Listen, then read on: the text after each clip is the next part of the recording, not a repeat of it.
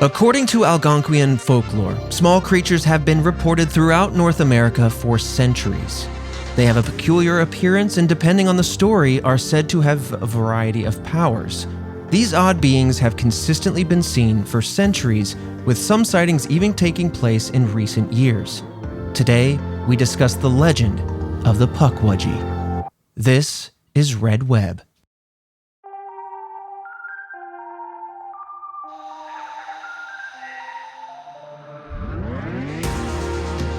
Welcome back, Task Force, to another episode of Red Web, the podcast all about unsolved mysteries, true crime, and the supernatural. I am your resident mystery enthusiast, Trevor Collins, and joining me hearing this case for the very first time, Alfredo Diaz.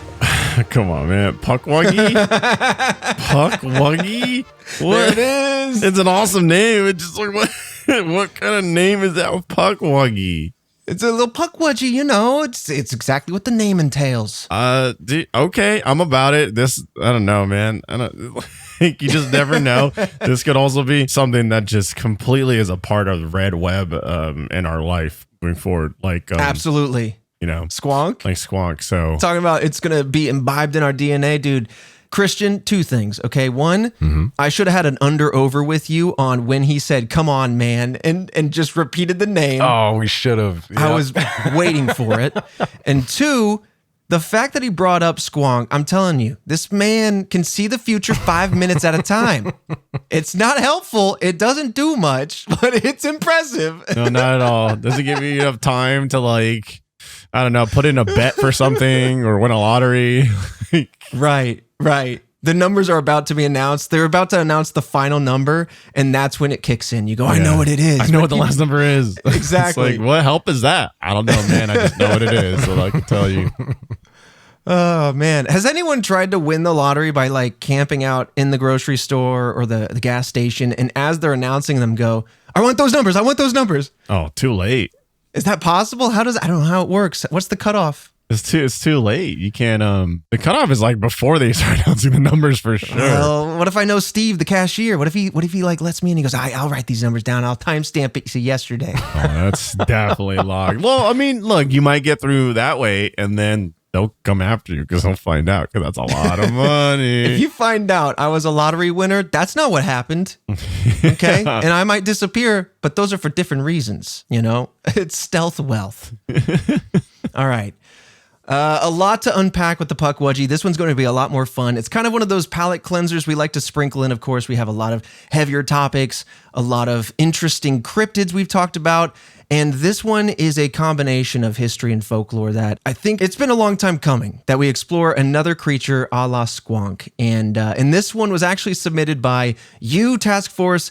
This was member Anime Fandom number 86. So thank you for submitting this one. Appreciate you. And while we're talking about the Task Force, I want to give some other shout outs. We have Alexis W., some buff minds like Laura and Ren, and then, of course, the Squonk tier. We hear about these folks all the time. You got Broman, Clint from PS3, Tucker Did It, and Bewick, just to name a few. Thank you all so much. Thank you. And of course, yes, the best way to support the podcast is to go to redwebpod.com, become an official Task Force member. Over there, you'll get access to ad-free listening of this show. You get merch discounts every single month in the store over at store.redwebpod.com. You get monthly bonus videos, polls, topic suggestion priority, exclusive Discord access, to name just a few things. But of course, Fredo. Oh, yeah. They also have movie clubs every first and third Fridays of the month. Look, we're on this podcast. We talk about movies. We reference movies all the time. And so over there, we get to actually watch movies along with you guys. So we break it down. We have our thoughts, our opinions, and we're going through all of them. A ton of movies. Yep. We did the classic Exorcist. We did Alien Romulus. I'm a huge Alien fan, so I did a super deep dive connecting all the films and the lore behind that. And coming up, we have a classic Battle Royale, which really shaped the modern day genre that is Battle Royale in movies and video games as we know it. Absolutely. That one's coming out this Friday, now that we're in February. Shake it off. Time moves fast, everybody. Oh, my God.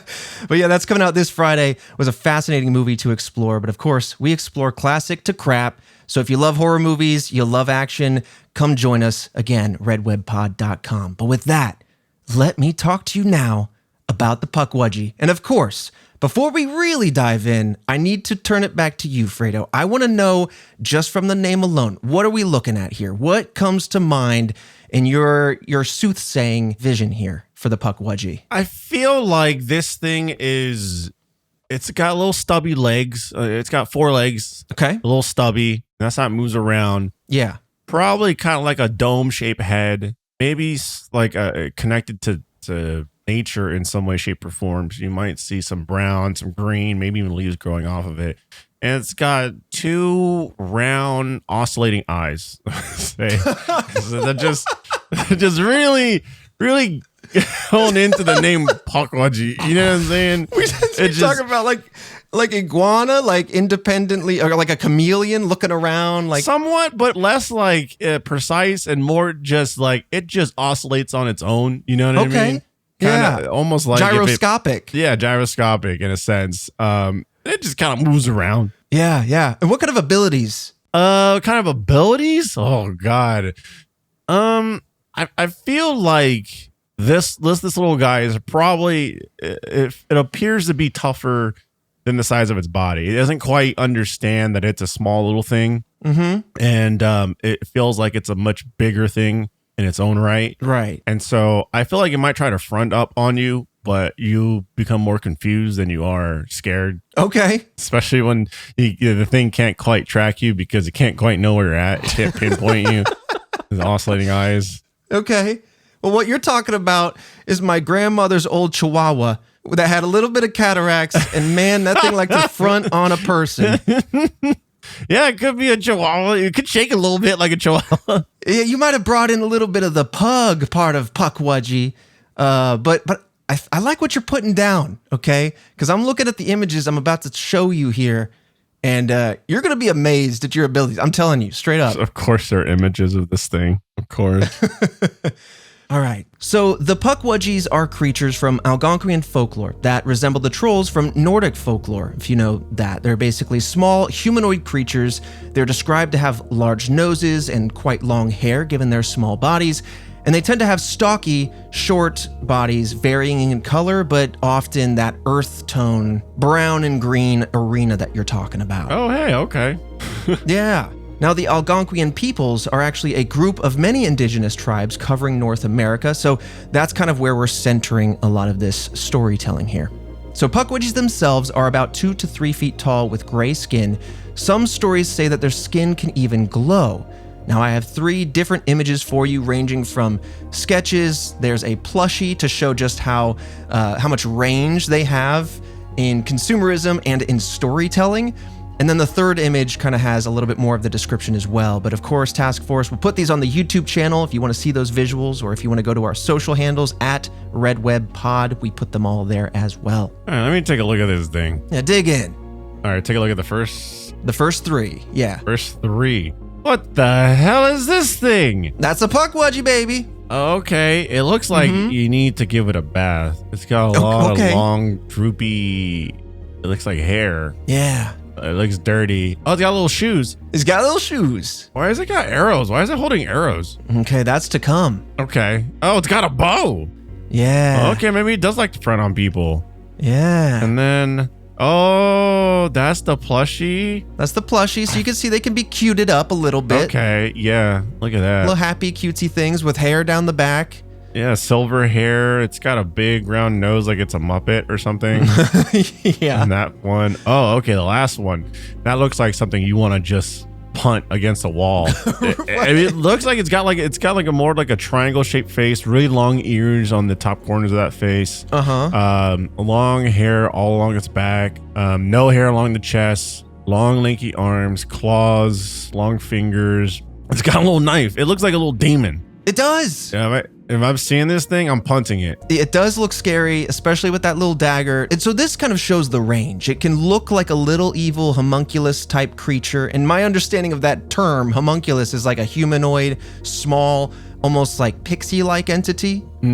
But also it has the more cutesy, softer features that are a little bit more kind. So again, these visuals help show the range that these stories kind of cover, and we'll talk about those too. Yeah, I mean, it looks like it could be like cute, but I mean, ultimately, it's going to be something not cute, you know? Right. It's just it never falls that way. 100%. They guard an ancient secret kind of thing. So when described, if they are described with hair, it's usually blonde, though sometimes gray or white, and they are often said to have large facial features, including long, usually pointy ears. Some stories describe the Pukwudgies as having quills like a porcupine on their back. Now, these are also considered to be beings from Native American folklore called little people, which are similar to stories of fairies in European cultures. Now, I don't want to be insensitive. This isn't actually like referring to people with dwarfism. This is literally just what it has been called historically in folklore. So don't want to confuse the two.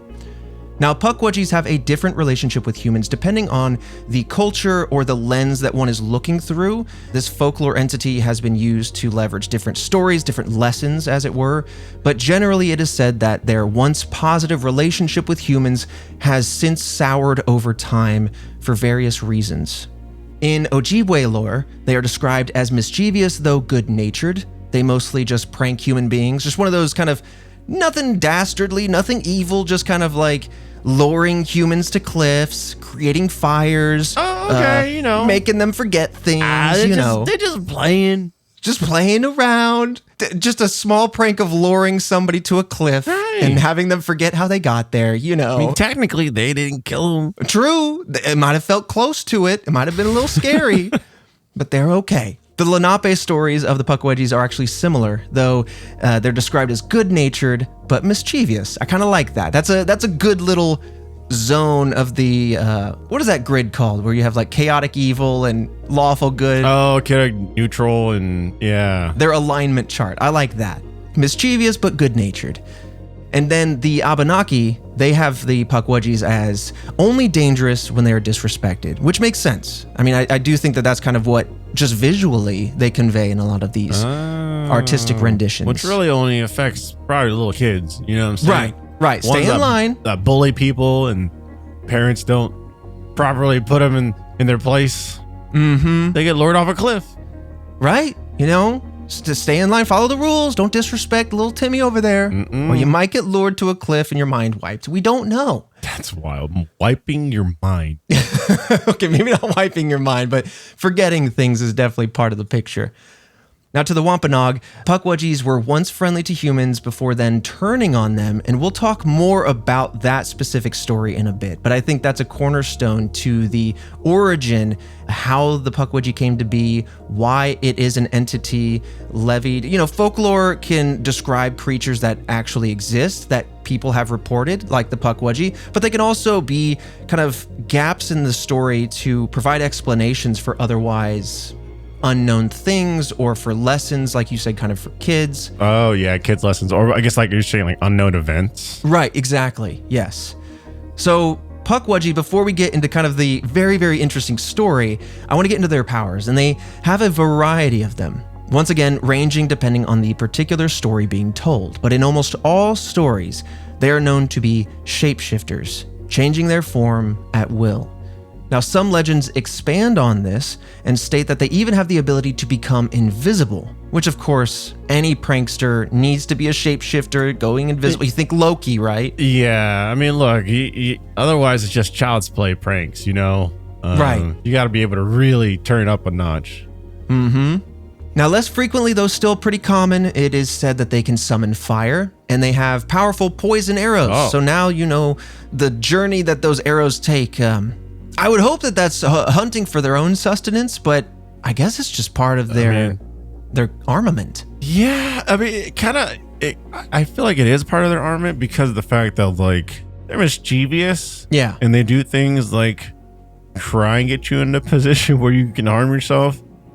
So I do feel like them doing poison arrows it hurts, it's a pain, it's annoying. Mm-hmm. It might get you close to death, but not necessarily will kill you. I would hope. Right, maybe it's like a poison ivy type of thing, or a mosquito bite type of poison, where you get hit with this little like toothpick size arrow and you go and then you kind of forget about it. And then you wake up in the morning going, I must have been bitten by a bug. You ever do that? Like you find a bump on you and you're like, it's all itchy. And you're like, I guess I was bit by a bug. Well, now it's the Pukwudgie. I'm just going to put that out there. Oh, see, it's already being used to explain mysterious things. Such a specific thing, but it's my headcanon now. Now, there are many stories of Pukwudgie coming from present-day Bristol County and Cape Cod in Massachusetts. So the Wampanoag Nation's stories show that the Pukwudgies were once friendly to humans, once again, pointing to a relationship that has since then soured since its early sightings. Now, the stories point to the origin of this hindered relationship being the Pukwudgies' collective jealousy of the humans' love for Moshup. So this is where we take a little tangent now, and I'm so into this. I love folklore. So Moshup, I hope I'm pronouncing these correctly, by the way. Depending on the dialect, it has different pronunciations, but Moshup is a completely separate entity from the Wampanoag folklore whose presence helped describe the area's geography. I'm not sure if you're familiar with Massachusetts or its kind of shape, but there are a lot of islands just off the coast of Cape Cod, and Moshup in historical times, especially for a lot of indigenous peoples in the area, was kind of a catch-all explainer for why this area had big lakes but a bunch of islands, because Moshup essentially hunted whales by throwing boulders into the ocean to get them. And what the hell? Yeah, these boulders would act like, I guess they would become islands, but they would act like stepping stones because Moshup was supposed to be huge. Like if his diet consists of whales, you think that he must be quite a size. Massive. Also, what a tedious way to yeah. to kill a whale. Yeah. So going out there, whaling, and it turns out that one of these islands, Nantucket specifically, if you've ever heard of that from the old adages, right? There's a lot of rhymes around Nantucket that I won't get into. Oh, yeah, Nantucket, yeah. But it's an island just off the southern coast of Cape Cod, and it is said that in celebration of catching a whale one day, he dumped his bag full of boulders, and it created a large landmass, and that then became Nantucket Island in Massachusetts. Now, interestingly, he's described as a giant, a mythical hero, and his wife is named Granny Squannet, which is another shapeshifter with a whole different kind of arc, a whole different like explanation in folklore. But everyone's got a lore background. 100%, and I'm here for it. Now, as it goes, the Pukwudgies began attacking and tormenting the Wampanoag people, so they then asked Moshup's wife, Squannet, for help. She then sent Moshup, who shook and tossed the Pukwudgies out of Cape Cod. Eventually then the Pukwudgies returned, but this time they were violent. Of course, there's the jealousy angle, but now there's this kind of fight that happened. And so this is where the stories begin to shift in nature as to where they are a little bit more presently. What the hell? It's like the Great War or something. Yeah, you have a giant fighting all these like small Pukwudgie creatures, and he's chucking them around and things, and when they return, this is kind of the turning point. This is the cornerstone for the more modern tale of the Pukwudgie. But then as it goes from here, is they returned and began kidnapping children. They, instead of using these fires to prank anybody, they were burning homes. And this time, Moshup sent 5 of his sons to face the Pukwudgie themselves. But then the Pukwudgie tricked them, killing them with their arrows. And in some tellings, the Pukwudgie then killed Moshup as well. Oh. So, turns out these arrows aren't mosquito bites. No. They're lethal. They're lethal, and also, like, yeah, don't push them around because they'll fight back. Yeah. Now, that's kind of the rundown, the history, folklore, and description of the Pukwudgies. I want to talk about some of the sightings. There's not a whole lot, but I want to talk about some of the more recent ones because they have a little bit more to them outside of I've seen this before or my grandparents have seen them before, etc. This episode of Red Web is sponsored by Shopify.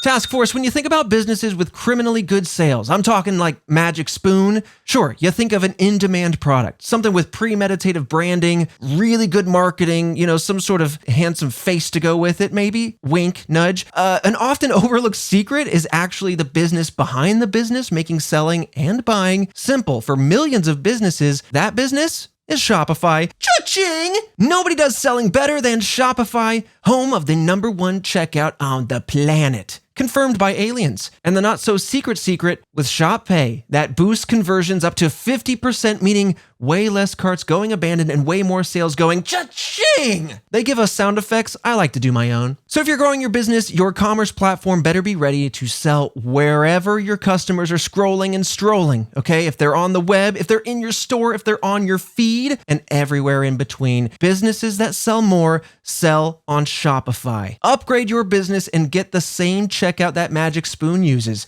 Sign up for your $1 per month trial period at shopify.com/redweb, all lowercase. Go to shopify.com/redweb to upgrade your selling today. Shopify.com/redweb. But before we move into the sightings, and this is where your foresight comes in, I want to reflect on the creature we're talking about here because I feel like I smell a red web civil war afoot. Oh, no. You know, first we had that beloved and ugly squonk. Yep. Not too long ago, actually, just a few weeks ago, we discussed the potential new fan favorite, the king of the ugly and unfortunate, the shameful blog-like yokai known as Hajikaki.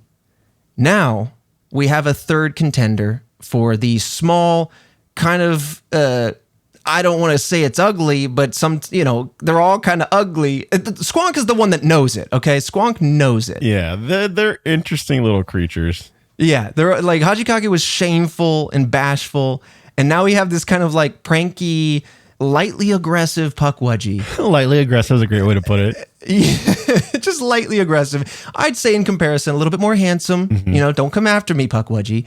But only just, and with a jealousy to rival their shyness and shame respectively. Whose side are you going to be on, Task Force? I need to hear it in the Discord channels. We're going to put out, you know what, honestly, I want to put out polls on the Patreon page. I want to put it in the Discord. We need to know, will Squonk reign supreme, or is Pukwudgie, the Hajikaki, are they coming for that title? Is it a close one? Should Moshop get into the battle? I don't know. So here's the thing, all right? There is a war that's brewing in the shadows, Task Force, okay? That's being fought, and battles are being won and lost without you noticing. But soon, this war will be on your doorstep, and you're going to have to make a choice. You're going to have to choose a side. Yes. Or a side will choose you. That's true. Or an arrow will find you. Yeah. Or you'll be very damp. I don't know. There's lots of ways that you can be affected by this. You never know what's going to happen. You could be collateral damage. You could get a little damp shoe. You could get an Aryan arrow that just happens to pierce your shin. A lot of things can happen. Or you could just become a shame creature yourself. I don't know. But you got to pick a side or it's going to happen to you.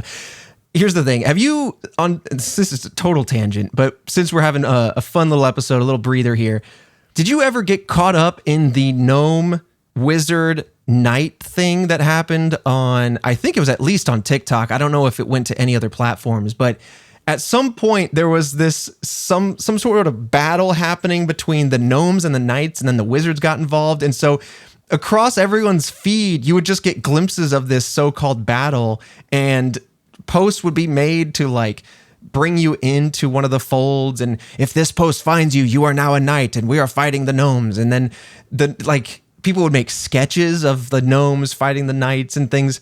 It was so interesting. This just reminds me of that. No. It was honestly one of the most, I think it was like super organic, that it just built on its own. It started as some post, and I don't know, like someone put a blanket over their back as a cape, and then they crouched down so they would be low and huddled to the ground. And they put on I've seen that. Yeah, they put like a big cone on their head, like a hat and the staff, and then they'd waddle around like stores or something. I don't know. Yeah, so is that what that was? That was part of it. It was at least a spin-off story. I don't know. I saw that. I was so confused. Yeah. If you have found this, you have been collected by the Squonk Squad. And then people would say things like, the wizards have arrived by way of engagement, right? Of course, it's social media. If you comment or like or whatever, should they join the knights or should they join the gnomes? And so like the lore just kind of was decentralized as many people poured in, and various posts made it and various posts didn't. It was cool to watch. It was just like, oh, this is fun. It's just this hive mind making a shared story, and then it just disappeared. Oh, I had no idea. And I'm like, this will come and pass, and it will go right. Yeah. It's gone right over my head. Yeah. Well, anyway, social media. It's an enigma. and it's addictive, and I need to read more. Anyway, let's talk now about some of the sightings of the Pukwudgies. Now, I want to clarify once again, while Pukwudgies are not your standard cryptid, they're not a monster, they're not some sort of entity like Bigfoot. They're legendary beings from folklore. That doesn't stop people from reporting sightings all over the place like it is Bigfoot, like it is the Jersey Devil or Mothman. In fact, many Pukwudgie sightings are still reported to this day despite its more historical nature. While they have been spotted across North America, very flabbergastingly, interestingly to me, Mound State Park in Anderson, Indiana is considered to be a hot spot. I grew up 30 minutes away from this place, and I had no idea. Oh, you had no idea. I was saying, the war that's been raging. Yeah, it's been calling to me since my childhood. So Mound State Park, just so you know, is 40 miles northeast of Indianapolis. This is kind of generically where it is. If you're a Parks and Rec fan, you know about Indiana. I don't know. I just brought that up. That's not going to help you with the geography, but this is up towards near Muncie. If you're familiar with Ball State, it's kind of up that way. If you're a Ball State alum or you're going there now, respectfully head to Mound State Park, appreciate what it has to offer, and then maybe you'll see a Pukwudgie kicking around. You never know. Now, author Paul Startzman wrote in a book on Pukwudgies, and in that, he shared his encounter. Now, he claimed in 1927, when he was just 10 years old, he saw one in a park. We don't know exactly which park. I was talking with Jillian, seeing if we can research this more in depth. I'm sure he might go into it in his book, but either way, at 10 years old, he saw a Pukwudgie in the park. He described it as having blonde hair, and that hair sat on its head like a helmet. Now, he claimed to have seen Pukwudgies many times after this, and he wouldn't be the only person. A lot of people have claimed that it seems like Pukwudgies leave an impression or an imprint on somebody as a child when they see them, and once you see them and you witness them and you kind of remember this, you start to see them everywhere. They almost seem like they follow you or take an interest in you, and we see that a little bit in stories to come. Whoa, like once you're introduced, like you're in the world now and you can see it. So like I said, pick a side or it's going to pick you. Interesting. So Startzman wrote about another person, this person named Eloise H., who also saw a Pukwudgie as a child. Eloise was also in some park somewhere when, quote, little people who seemed curious about her and what she was doing, end quote, appeared before her. They had high-pitched voices, though she couldn't understand the language that they were speaking. Now, with all this hype that Indiana seems to get, Pukwudgies are still seen in Massachusetts, particularly in Freetown State Forest. Now, of course, Massachusetts being the origin, the genesis of a lot of the stories of the Pukwudgie, it's not strange for them to be there. I'm still thrown by Anderson, Indiana, of all places, being a hot spot, but I'm also here for it. I love it. Look, man, the war just, you never cross paths with it. So, coming back to Freetown State Forest, some say that Freetown is where Pukwudgies first appeared. The story of the Pukwudgie and Mashup actually stems, like I said, from this area, and the town police even put up a sign, an official Pukwudgie crossing sign that I have an image for you, as well as the article that it was attached to. I kind of like when they buy into it, Yeah, and I think this was in recent years because this article by Michael Sylvia was posted April 1st, 2017, so it's April Fool's-ish, but it was put up officially, I think, at least for that time. I don't know, kind of funny to me. I love when a town celebrates folklore. I love when they lean into it a little bit. It doesn't harm anybody, just a fun little thing. This episode of Red Web is sponsored by BetterHelp. We often hear about the red flags we should avoid, but what if we focused more on looking for green flags in friends and partners and people around the planet? If you're not sure what they look like, therapy can help you identify green flags, actively practice them in your relationships, and embody that green flag energy yourself. Whether you're dating, married, building a friendship, or just working on yourself, it's time to form relationships that love you back. This is what I really appreciate about BetterHelp. Not only does it make it simple to get that therapy journey started, but therapy itself is such a helpful way to learn positive coping skills, how to set boundaries, empower yourself to be the best version of you. All of these things are so essential to living a happy and healthy life. BetterHelp is fully online, making therapy affordable and convenient, serving over 5 million people worldwide. Access a diverse network of more than 30,000 credentialed therapists with a wide range of specialties. Easily switch therapists at any time at no extra cost. Discover your relationship green flags with BetterHelp. Visit BetterHelp.com/redweb to get 10% off your first month. That's BetterHelp, HELP.com/redweb. Now, of course, it's Massachusetts. It's got a lot of history to it. There's a lot of cases that we've talked about. And of course, the Salem witch trials happened in this location. So it's known for a lot of paranormal activity ranging from all sorts of different genres and directions.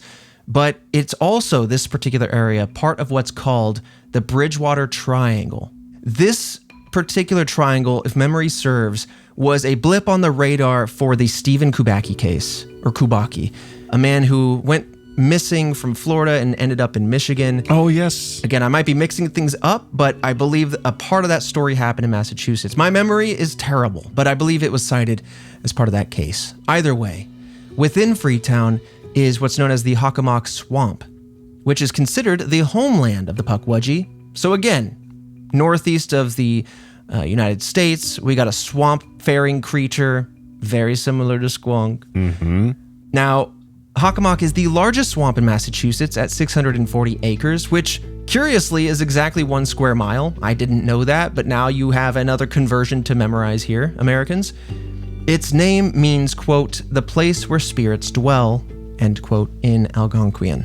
Now, some say that people who have unfortunately fallen from Assonet Ledge, a popular hiking destination, were actually there and entranced to go there due to the Pukwudgies, right? That is part of their known skill set, lure people to cliff sides, and then unfortunately, if they happen to stumble off, that might be part of this. Either way, there are a few residents from the Bridgewater Triangle area who have seen the creature around this area. Mm-hmm. So resident William Russo, for example, told the Boston Globe about a strange experience from 1999 after he got off of work around midnight. While taking his dog for a walk that night, he claimed that his dog began to shiver while they were walking along an overgrown path. As they moved forward back to the paved part of the street, they then met a 3 to 4 foot tall, hairy, pot-bellied, naked being, or multiple beings, under a streetlight in his neighborhood. Now, they wailed at him and spoke in an unknown language, and there's actually a video. What? I'm going to send this link to you, and we can jump to it as he recounts what he heard that day. But in his description, it was somewhere between an unknown language and someone or this entity trying to speak English. Now, he describes it in his words saying, quote, "A one chew, kier, kier." Oh. And eventually, he kind of figured out when thinking back on this, oh, these creatures, whatever they are saying, "We want you. We want you. Come here.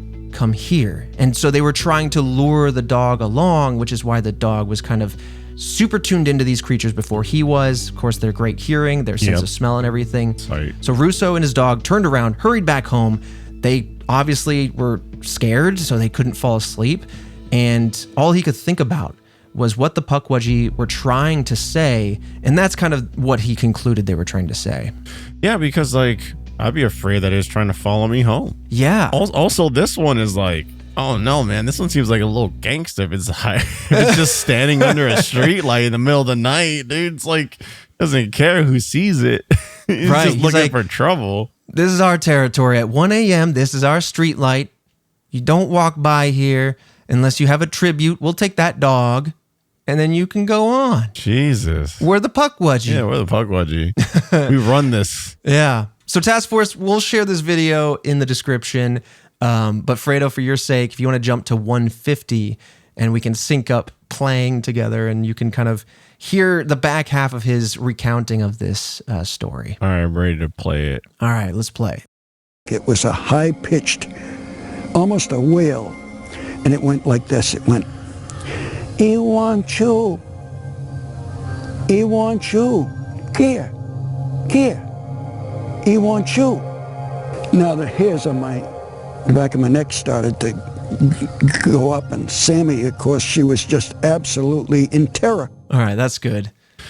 It went too. It's just so interesting hearing him say that. And like in seriousness too. Yeah. And when he says it, it sounds a lot less terrifying. Of course, it's like a 3 foot tall creature. It's completely unknown. You don't know what this thing is. Pot-bellied naked thing out in the street. Even if it was a human, I'm kind of going, I'm out of here. But with its voice being higher and a little bit like, Kier, like, come on over here. Like a little bit inviting, but it's like counter to what you're seeing. And certainly all your mental alarm bells are going off. I don't know, man. That's like kind of freaky. Yeah, because the tone of voice is different than the eeriness that you're seeing visually. Yeah. So that definitely like will confuse you. But I don't know, man. They seem like mischievous, but like to a detriment to like a person's health, because damn, they're really like trying to lure you in. Yeah, exactly. Now, there's a book with a long title. It's called Dark Woods, Cults, Crime, and the Paranormal in the Freetown State Forest by Christopher Balzano. In this book, it contains, of course, all of these things, including some Pukwudgie stories. Now, 2 more that I want to talk about before we kind of close out. There was a woman in this story named Joan. She, too, was walking her dog in the woods when her dog ran off, dragging her into the woods. They then came face to face with a being, quote, 2 feet high with pale gray skin and hair on his arms and the top of his head. His torso made up the majority of his body, and he had very short legs. His eyes were deep green, and he had large lips and a long, almost canine nose, end quote. Now, this is what I was kind of hinting at here. After this initial encounter, she was terrified. She hightails it out of there with her dog, but she claimed to see the creature, eerily enough, peeking into her window multiple times as if it followed her home, like it took an interest in her. Hell no. And I don't know if it's peeking into the windows in the broad daylight or at night. Neither are good, but there's something about the light that helps a little bit. Yeah. People being awake. But yeah. But that's what I was saying. Like, you don't want it to follow you home and then it'd be this thing that's like creeping around your house. That sucks. Mm-hmm. It's terrifying. It really is. Like, I love the backstory of this, especially if you know what a Pukwudgie is. You might be a little bit more inclined to go, okay, I might know what I'm dealing with. But if you run headlong into any entity that you're not familiar with, right, I'm sure it's just full fight or flight. It's just full panic. Oh, yeah, 100%. Like, it's you panic and, I don't know, call the police. And you wouldn't be like, help, there's a Pukwudgie outside my window. You'd be more like, there's someone who's followed me home and I need someone to come check this out. Right. I mean, I feel like the worst take on this story is that it was just a person. Because that's more terrifying, because people, it's still up to scholastic debate, but people exist. Yeah. And so that's what makes it all the more terrifying. A creature of this nature, of course, as much as we want to believe there's no scientific evidence, whether it be Bigfoot or the Pukwudgie. And so when it's looking through your window, it's still terrifying. But if it could be just a person and that's the answer, I feel like that's the real horror, is like, please don't just like, don't be that guy, or like, please stop. But yeah, no, I don't know what you do. You call the police and they go, all right, sure, definitely, Pukwudgie, creature, sure. Well, that's why you don't say, because otherwise they're not going to believe you at all whatsoever. You got to just, I mean, you know. It's always a person. Yeah, say it's a person. Yeah. There's someone outside my house. I need the authorities to come and check it out. Now, before we end, there's another story from a man named Tom who says, quote, I noticed a dim light, like in the form of a ball in front of me. It was white and swelled like it was breathing. It rose to about my shoulders, then flew into the woods, end quote. So, let me ask you, Fredo. I think I know the answer. You see a ball light like this. Could be ball lightning, could be a spirit, could be anything. What are you doing if it kind of hovers up to you, pulsing a little bit, and then zooms off into the woods? You going with it? You staying? You leaving? Hell no. I'm gone. What is that? What is that gonna do? Like, where is that even gonna lead me? How am I, like, you know what I'm saying? Was it gonna lead me to a pot of gold? No, it's not. Oh my God, that's a good idea. No, it could. We gotta go. No, it's not. You damn well know it's not. You never know, though. It's You gonna be never a know, curse though. on you, your whole lineage, probably the whole, like half the town. Like none of us. You're gonna be responsible for a bad situation for many. Right. That's true. Honestly, task force rule number 38, you see a light like that, you just don't follow it. No, you don't. But if it could be a pot of gold, I think you owe it to yourself to maybe check it out. That's all I'm saying. if there's a possibility that there's a goal, check it out. We'll send it. So Tom supposedly followed the light and claimed that when the light then disappeared, it was almost as if maybe he was lured in, obviously, by this light, like a lure. He was then met at the end of this journey with a tiny hairy man. He said a few years later that he saw the exact same being in his rearview mirror at the forest's parking lot nearby.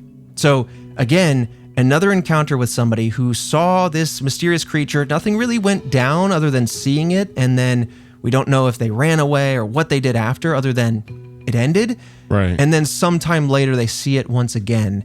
And when he saw it again, somehow his car seemed to start on its own, and the music on the radio began to grow louder and louder, like just crescendoing. Weird. As if this being, this entity, had some sort of ability to control electronics around it. That's new.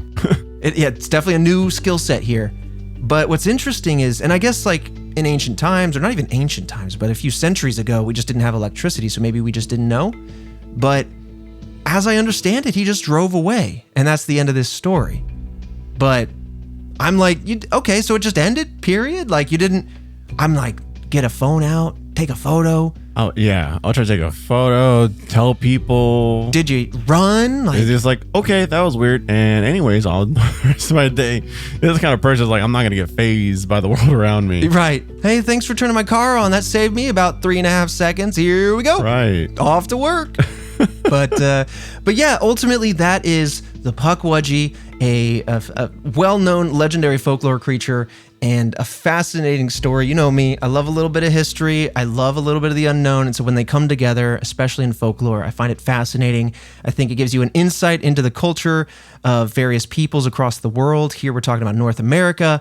But yeah, any final thoughts as we kind of come to a close on this fascinating little guy? You know what? It never ceases to amaze me. I think, all right, cool. We've seen all the little weird creatures, or we've heard about all the little weird, interesting stories and mysteries, but there's still more. There's still a lot more. Oh, there's a bottomless pit, it seems, of fascinating creatures, cryptids, and legends. I mean, I don't... Pukwudgie, man. There's so many. It's misguiding because it seems kind of like cute and stuff like that. And it's a little like, I don't know, scrawny gremlin thing. Yeah, well, you know what? Maybe our ancestors should not have traded against the Pukwudgie. Maybe we should have been happy with their leading us blindly to cliffs and just giggling instead of antagonizing and then going with the giant that fishes for whales. Yeah, that's true. Ultimately, here you go. Humans messing up again. Yeah. Well, another fascinating one. Again, a bit of a palate cleanser. And you know what? How can I turn this into Valentine's? I feel like we all love a little creature in our lives. Valentine's coming around. You know, I got to put another little guy on the table for all the fans, the task force members to become fans of, you know? Yeah. Squonka's got a lot of love. Baby Hands hasn't been mentioned in a while. A lot of love. I mean, the Avengers are being assembled in terms of top tier cryptids. You know what I'm saying? We're going to call these the Subvengers, you know, everything under 3 feet. Yeah. Is it under 3 feet? Is it more of a nuisance? All right, you're recruited. Yeah, I like that. But with that said, Task Force, thank you all so much for your ongoing support of Red Web. Again, there's various ways to support us. One of the best ways, redwebpod.com. Of course, we have our merch at store.redwebpod.com. But if you want to support us just by word of mouth, reviewing our podcast, we haven't talked about this in a minute, but reviewing our podcast on Spotify, Apple, Google, wherever you listen to us is another way to really bolster us. I mean, we talk about algorithms more now than ever, and that is genuinely a way for us to surface to find new listeners, people who who love mysteries, people in your life that you want to share this with, that you want to talk about mysteries with. I feel like that's the best way to consume the unknown is that's why I love Fredo being here and talking about what could be, just hypothesizing, talking about the theories, right, having a goof, asking and answering questions, things like that. It's a good time. And yeah, that kind of stuff goes a long, long way because we got to play the game, the algorithm game. That algorithm game, you know. But with that said, Fredo, I'll see you right back here next Monday for yet another mystery.